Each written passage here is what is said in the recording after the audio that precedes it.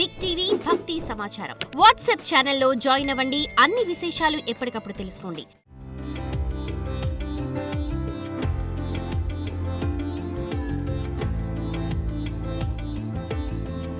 నమస్కారం సద్గురు. సద్గురు మా తండ్రి దక్షిణ భారతదేశానికి చెందినవారు. మా మధ్య అనుబంధం అంతగా బాలేదు.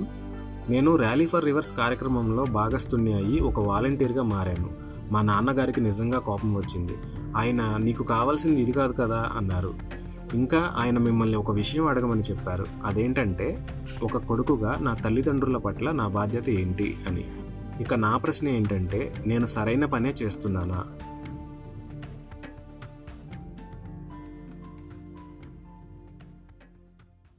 జీవితంలో చేయటానికి సరైన పనులంటూ విడిగా ఏమీ ఉండవు. మీరు ఒక విషయాన్ని ఎంపిక చేసుకొని మీ సర్వస్వాన్ని దానికి ధారపోస్తే అది గొప్ప పనిగా మారుతుంది. అది సరైనదా, అది ఉత్తమమైనదా అంటే మీరు అలా అడగడం వెనుక ఉన్న మీ ఉద్దేశం జీవితంలో ఇది ఉత్తమమైనదా కాదా అని చూస్తున్నారు. జీవితంలో ఇది ఉత్తమమైనది అంటూ ఏదీ ఉండదు. మీరు ఏ విషయాన్ని తీసుకున్నా మీ హృదయం, మీ సర్వస్వం దానికి అంకితం చేస్తే అది చాలా గొప్ప విషయంగా మారుతుంది. అదే ఉత్తమమైనదా అంటే కాదు. మరి ఏది ఉత్తమమైనది అంటే అలాంటిది ఏమీ ఉండదు. నిజంగానే అలాంటిది ఏదీ ఉండదు. ఇక మీ బాధ్యత విషయానికి వస్తే, అదే మీ తల్లిదండ్రుల పట్ల మీ బాధ్యత గురించి నాకు ఒక విషయం చెప్పండి. మీ పట్ల మీకు గాని, మీ తల్లిదండ్రుల పట్ల గాని మిమ్మల్ని మీరు ఒక డెలియైట్ గాను, ఒక ఈడియట్ లాగాను, ఇంకా మీరు ఏది తోస్తే అలా చూడకండి. మీరు ఒక చిన్న జీవం అంతే. హలో, ఇవాళ మీరు ఇక్కడ ఉన్నారు, కానీ ఏదో ఒక రోజు మీరు వెళ్ళిపోతారు. అలాంటప్పుడు ఈ జీవం పట్ల, ఇంకా అన్ని జీవాల పట్ల మీ బాధ్యత ఏమై ఉంటుంది చెప్పండి.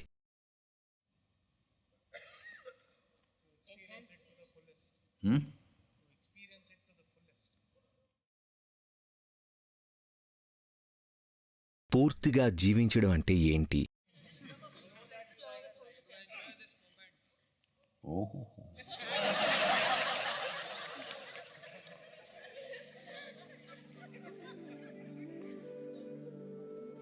ఎంతో చిన్న జీవితం మీరు. మీరు ఒకసారి ఇలా ఊహించుకోండి. ఇది గమనించారా? వర్షం కురిసినప్పుడు చిన్న చిన్న పురుగులు వస్తూ ఉంటాయి, గాల్లో కీటకాలవి ఉంటాయి.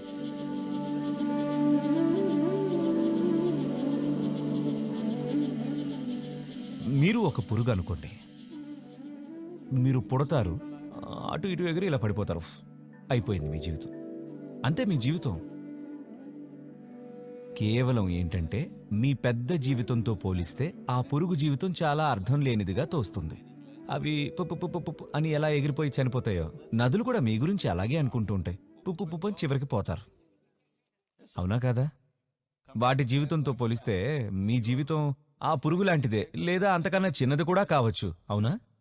కానీ ఆ పురుగు ఏమనుకుంటుందో మీకు తెలీదు. కానీ కనీసం మీరు ఒక మనిషిగా ఆలోచించి చూడాలి. మీది చాలా చాలా చిన్న జీవితం. మీది, మీ తండ్రి గారిది కూడా. అయితే అన్నట్టు సౌత్ ఇండియాని తప్పుగా చిత్రీకరించద్దు, సరేనా?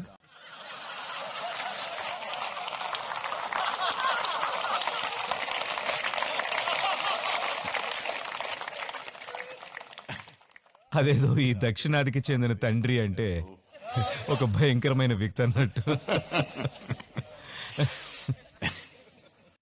మీరు మీ నాన్నగారికి చెప్పండి, నేను ఆయన దక్షిణాది మూలాన్ని వెనకేసుకు వచ్చానని. మన ఈ దేశంలో, ఈ సంస్కృతిలో మనుషులు ఎప్పుడూ ఒక కొడుకు పుట్టాలి అని కోరుకోవడం పరిపాటి. వాళ్ళకి ఏవో రాజ్యాలు ఉన్నాయని కాదు. వాళ్ల నమ్మకం ఏంటంటే ఒక అబ్బాయి అయితే, ఆడపిల్లయితే పెళ్లి చేసుకుని వేరే ఇంటికి వెళ్ళిపోతుంది కాబట్టి కొడుకు గనక ఉంటే అతను తోడుంటాడని. అలాగే వాళ్ల జీవితం ముగిసిపోయే లోపు వాళ్ళని ఏ కాశీకో మరో సరైన చోటుకో తీసుకుపోయి వారికి ముక్తి కలిగేలా చూస్తారని అనుకునేవారు.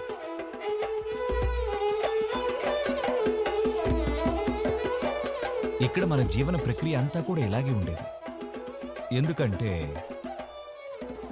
మనం మొత్తం జీవన ప్రక్రియని ఇంకా అటు ఇటు రెపరెపలాడి ముగిసిపోయే ఒక బుడగలాగా చూసాం.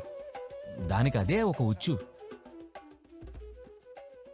ఒకవేళ మీకు గత 100 జన్మల క్రమం గుర్తుంటే కనుక పుట్టి ఎగిరి ప్రేమించి పునరుత్పత్తి చేసి సౌత్ వారినో నార్త్ వారినో ఎవరో ఒకరిని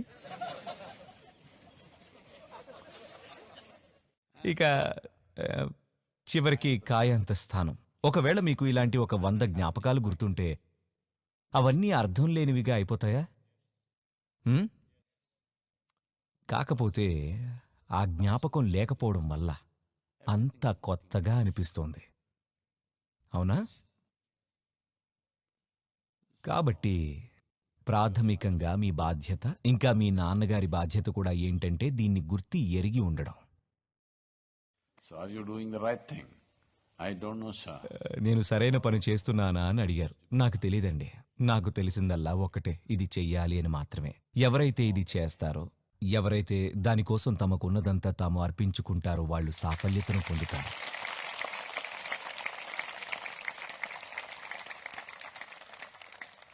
నేను జీవితంలో ఏనాడు కూడా ఇలా ఆలోచించలేదు, జీవితంలో చేయడానికి ఇది సరైన పనేనా అని. ఏది అవసరం అనిపించిందో అందులోకి దూకేశాను. ఎందుకంటే మీది ఒక మలబద్ధకపు జీవితం అయితే మీరు నిరంతరం ఇలాగే ఆలోచిస్తూనే ఉంటారు. ఏది చెయ్యాలి, ఏది చేయకూడదు, ఏది చెయ్యాలి, ఏది చేయకూడదు, నాకు ఎందులో ఆసక్తి ఉంది, ఎందులో నాకు ఆసక్తి లేదు. మీకు అన్నిటి పట్ల అదే ఆసక్తి ఎందుకు ఉండదు అని అడుగుతున్నాను. హలో, ఈ సృష్టిలో ఉన్న అన్నిటి మీద మీకు ఎందుకు ఆసక్తి లేదు? మీకు ఏదో ఒక విషయం పట్ల ఆసక్తి ఉంది అంటే దాని అర్థం ఏంటి? మీకు మలబద్ధకం ఉంది అని. దాని అర్థం అదే కదా. So,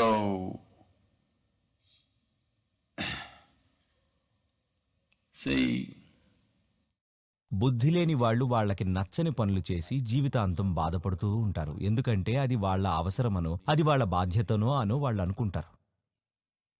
తెలివైన వాళ్ళు ఏం చేస్తారంటే తమకు నచ్చిన పనులు చేస్తూ ఉంటారు. కొంత స్థాయి వరకు వాళ్ళు వాళ్ళ జీవితాన్ని ఆనందంగా గడుపుతారు. కాని ఒక మేధావి ఏది అవసరమో అది ఆనందంగా చేయడం ఎలాగో చూస్తాడు. అప్పుడే మీ మేధస్సు వికసిస్తుంది.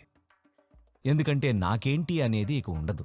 అప్పుడు మీరు జీవితాన్ని చూసే విధానం అపరిమితంగా విస్తరిస్తుంది. కాబట్టి మేము చేసిన ప్రతి పని, ఈ ర్యాలీ కానివ్వండి, ఇంకా ఇతర విషయాలకు సంబంధించిన ప్రతి అంశంలోనూ నేను నా చుట్టూ ఉన్న వాళ్ళకి ఇలాంటివి చెప్పను. అది జరగాలి, ఇది జరగాలి, ఇది చెయ్యాలి అంటూ ఏమీ చెప్పను. అవును, కొన్ని విషయాలు చెప్తాను. మిగిలిన విషయాలన్నీ నేను నా మనసులో సృష్టించుకుంటాను. ఇంకా అది జరిగి తీరాలని నాకు తెలుసు. అది జరుగుతుంది కూడా.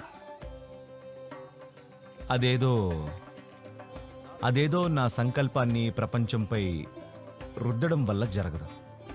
విషయం ఏమిటంటే నేను ప్రపంచ సంకల్పాన్ని నెరవేరుస్తున్నాను అంతే. For more videos like this, subscribe Big TV channel.